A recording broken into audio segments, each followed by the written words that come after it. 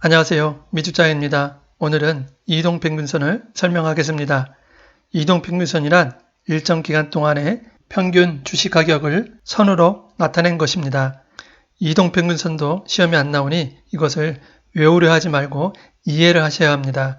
이해를 못했으면 이해할 때까지 공부해야 합니다. 왜냐하면 주식 공부는 시험은 안 보지만 수익을 안겨주기 때문입니다. 우리가 이동평균선에서 얻고자 하는 것은 과거의 주가 흐름을 이해하고 이것을 통해서 미래의 주가 흐름을 알고자 하는 겁니다. 이동평균선은 보통 짧게는 5일선이 있고 길게는 241선이 있습니다. 여러 개의 이동평균선을 요리조리 분석하는 겁니다. 5일은 일주일, 20일은 한 달, 60일은 3개월, 90일은 4개월 반, 120일은 6개월, 180일은 9개월, 240일은 1년 평균 가격이 됩니다. 이동평균선 안에는 수많은 선들이 존재합니다. 1일선도 있고 18일선도 있고 66일선도 있고 123일선도 있습니다. 거래일 240일을 놓고 본다면 240개의 이동평균선이 있다는 겁니다. 단지 우리가 많이 사용하는 것은 5일, 20일, 60일, 90일, 120일, 200일, 241선이 있습니다. 하지만 차트를 볼 때 240개의 선이 존재한다는 것을 생각하고 보시면 더 정확도를 높일 수가 있습니다. 5일선은 최근 5일 동안 주가의 평균 가격을 선으로 나타낸 것입니다. 20일선은 20일 동안 평균 매수 가격을 말합니다. 이해를 돕기 위해 달력을 잠시 보겠습니다. 오늘이 25일이라 가정하면 오늘의 5일 이평선은 최근 5일 거래 평균 가격이니 빨간 점으로 표시한 18, 19, 20, 21일, 22일의 평균 가격입니다. 그럼 하루가 지나 내일 26일은 파란 점으로 표시한 19, 20, 21일, 22, 25일이 됩니다. 5일선은 최근 5일 동안의 평균 가격, 241선은 최근 240일 동안의 평균 가격이 됩니다. 5일선, 20일선은 단기선이라 하고 60일, 90일, 120일선은 중기선입니다. 150일, 180일, 200일, 240일은 장기선이라 합니다. 이 중에 가운데 90일, 100일, 120일이 주가 흐름을 기준하는 중심선이 됩니다. 다음은 이동평균선의 특징을 살펴보도록 하겠습니다.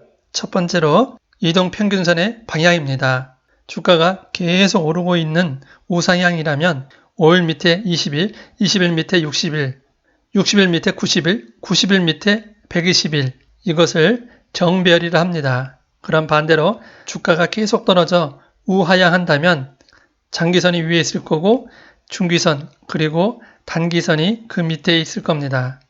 이것을 역배열이라 합니다. 왜 우리가 이것을 알아야 하냐면요. 주가가 방향을 전환할 때 매도 신호를 알려주기 때문입니다. 밑에 있던 5일선이 21선을 뚫고 올라온다.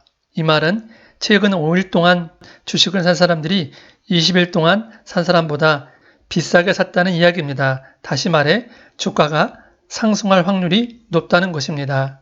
단기선이 중기선을 뚫고 올라올 때 이때를 골드크로스라 말하며 매수 타이밍으로 보고 있습니다. 반대로 주가가 정배열인데 단기선 5일선이 21선을 뚫고 내려간다. 이거를 풀어서 이야기하면 최근에 사는 사람들이 주식을 싸게 산다는 의미이고 5일선이 21선을 교체해서 뚫고 내려갈 때 이때를 데드크로스, 매도 타이밍으로 보고 있습니다. 골드크로스, 데드크로스가 나왔다고 무조건 매도하는 것이 아니라 경제 상황과 다른 보조지표도 참고해야 합니다. 두 번째는 이평선의 지지와 저항입니다. 개인적인 생각인데 각각의 선이 모두가 저항과 지지가 있다고 설명하기는 부족함이 많습니다. 왜냐하면 5일선 말고도 8일선도 있고 91선 말고도 99선, 우리 눈에는 표기하지 않지만 수많은 선이 있기 때문입니다. 241선을 기준하면 240개가 있는데 그 중에 일부만 지지와 저항이 있다는 것은 납득력이 떨어집니다. 하지만 많은 사람들이 차트를 보고 그렇게 투자하기 때문에 그 부분도 알고 있어야 합니다. 그럼 언제 이동평균선이 지지와 저항이 강할까요? 바로 여러 이동평균선이 뭉쳐 있을 때가 있습니다. 이때는 이평선의 지지와 저항이 강할 수 있습니다. 다시 말하면 주가가 하락할 때 주가를 지지하여 하락을 막고 주가가 올라갈 때 저항을 하여 상승을 막는 역할을 하고 있습니다.